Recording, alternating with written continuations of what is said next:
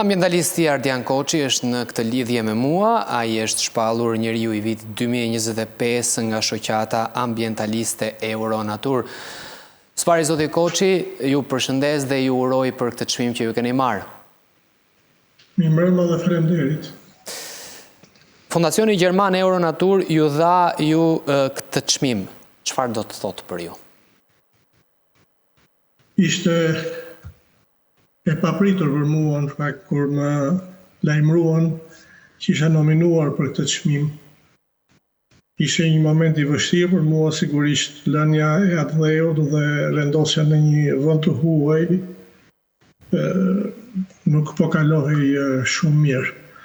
Dhe telefonata që ato më bën më riktheu në jetë, më riktheu emocionet e asaj pune që unë kam bërë për 10 vite dhe më dha shtysa të reja për të vazhduar mëtej. Ju keni menaxhuar parkun kombëtar të Divjakës. S'pari njërë si ka qenë eksperienca dhe pse u larguat më pas? Unë kam menaxhuar parkun kombëtar të Divjak Karavastas dhe bashkë me të edhe 3 parqe të tjera, të cilat nuk ishin të kësaj rëndësie saj. Ishta drejtori i zonave të mbrojtura, i administratës zonave të mbrojtura të Fierit, dhe bashkë me parkun kombëtar Divjak Karavasta administroja dhe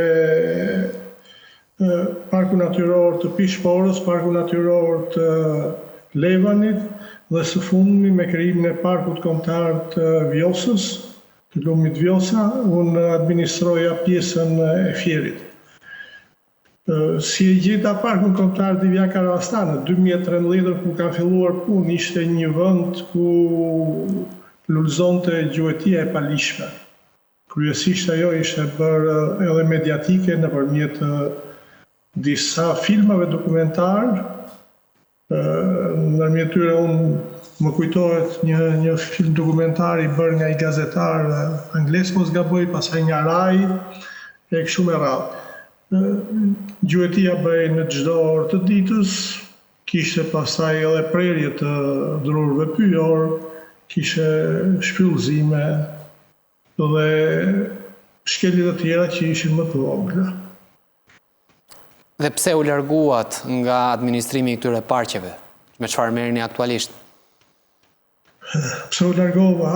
Në fakt nuk u largova me dëshirë, por u shtrëngova për të larguar. Në fillim ishte një pushim nga puna me një motiv qesharak për dhënien e interviste në zërin e Amerikës. Dhe më kujtohet shumë mirë kur më lajmëruan ose kur më pyetën a ke dhënë intervistë, i thash kam dhënë intervistë në një stacion që ne përpara 90-s e dëgjonim në fshehtësi, duke rrezikuar edhe të ardhmen tonë. Dhe s'kisha se si ti përgjigjeshe negativisht atij gazetarit që kisha ardhur që në 7 mëngjesit në zyrën time. Mas pushimit nga puna dhe rrimarrjes në punë, për hir të zëvërtetës mas 3-4 ditësh si pasojë e presionit që kishte, të reagimit masiv që kishte në rrjetet sociale nga miq të njohur mbrojtës natyrës, unë rrimora u rikthira në punë, duke shpresuar që ishte thjesht një gabim njerëzor bërë nga krerët e Ministrisë Turizmit dhe Mjedisit, por u gabova sepse pranimi i tyre ishte një pranim i pasinqert të rikthimit tim në punë. Më bllokuan në të gjithë veprimtarinë time që nga komunikimet me email nuk kisha më me drejtuesit komunikim, mungonte karburanti, makinat që nuk riparoheshin, mungesa në staf që kërkonin të i binin nga Tirana, ndërkohë që mua më duhej staf banor i zonës për të ruajtur atë zonë për të qenë natë e ditë në punë. Në fund, kur unë e pash ishte i pamundur të vazhdoja të kryeja funksionet e drejtorit zonës mbrojtur, atëherë mendova që të jepja dorëheqjet. Më mirë të largohesha me nder, të mbahesha mend për atë njeri që kishe mbrojtur pyllin, sa të kthehesha në një sehirxhi pasaj të shikoja se si i shkatkoi parku. E kuptoj, kapitulli i mjedisit është një ndër më të rëndësishmit që kemi me Bashkimin Evropian. Sa e kemi të ruajtur ne mjedisin? Ju lutem edhe një herë pa të ndërprerje. Po, kapitulli i mjedisit që kemi për të çelur negociatat me Bashkimin Evropian, kapitulli 27 në mos gabohem, është ndër më të rëndësishmit. Sa të ruajtur, sa e ruajmë ne mjedisin, sa kujdes kanë institucionet përkatëse për mjedisin që na rrethon? Situata për mjedisin natyrë në Shqipëri nuk është nga më të mirat. Bile do thoje që çdo ditë vjen dhe rëndohet. Duke parë edhe veprimet e fundit në Ministrinë e Turizmit dhe të Mjedisit, ku një pjesë e specialistëve më të mirë të zonave të mbrojtura i është bërë presion për të dhënë dorëheqjen, shikoj që situata nuk është e mirë. Unë do përmendja një fakt para disa ditësh, ka dhënë dorëheqje e detyruar drejtori i administratës të zonave të mbrojtura të Elbasanit, Fatmir Brazha, një inxhinier shumë i zotit që ka punuar me përkushtim, ka shumë në të njëjtën periudhë që kam punuar dhe unë, dhe shumë nga drejtorët e tjerë, disa nga drejtorët e tjerë, sepse të gjithë janë 12 drejtorë. Kush i bën presion, zoti Koçi? Ju thatë që presioni ndaj jush vinte nga rangjet më të larta të Ministrisë së Turizmit dhe të Kulturës. Presioni ndaj ne vinte nga ministrja nëpërmjet drejtoreshës. Pra ministra Kumbaro ju bënte ju presion? Po.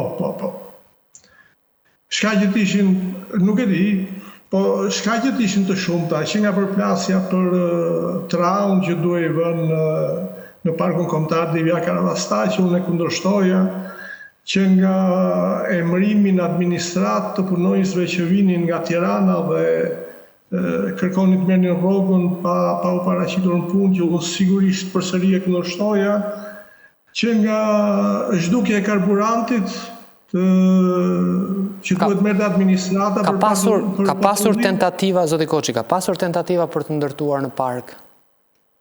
Ose për të dhënë leja apo diçka? Gjithmonë zonat e mbrojtura janë në lakmin e të themi të këtyre biznesmenëve që në emër të zhvillimit të ekonomisë duan të kafshojnë zonat e mbrojtura. Dhe keqja e sepse mbështetja e tyre është mbështetje shtetërore, nuk janë më si përpara 20 viteve që ishin individ. Sot janë me mbështetje të fuqishme. E kuptoj. Zoti Koçi, ju jeni larguar edhe nga Shqipëria? Po, unë përfundimisht jam larguar nga Shqipëria. Pse? Atëherë unë lash emigracionin në 2013, duke besuar që Shqipëria do përparonte dhe isha besim plot në ato vitet e para. Pastaj dal nga dal pasha si po degradonte administrata shtetërore. Të paktën të gjitha këto motive që i renditën për mua atje për mbrojtjen e natyrës kur më dhanë çmimin, në fundit janë të gjitha gjërat që një drejtues administratën shtetërore duhet të bëjë. Nuk ka asgjë mbi njerëzore, vetëm duhet që një drejtues të bëjë rolin e tij në atë ingranazhin, në atë mekanizmin e madh të administratës shtetërore. Nëse gjithsesi kush do jetë një ingranazh, atëherë administrata shtetërore do funksionojë shumë mirë. Me të shifja unë administrata shtetërore avash po degradonte.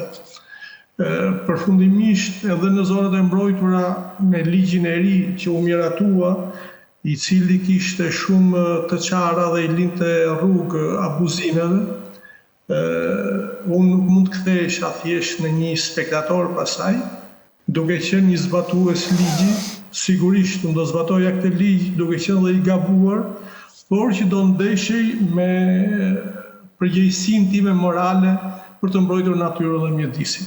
Nuk doja të isha i dyzuar, kështu që preferova më mirë të largohesha nga Shqipëria. E kuptoj. Urime për çmimin. Faleminderit. Të uroj gjithë mirat dhe na vjen keq që je detyruar të largohesh nga vendi. Uroj të jemi sërish së bashku në komunikime kaq të rëndësishme për mjedisin dhe natyrën. Ju falenderoj dhe juve. Të përshëndes. Faleminderit.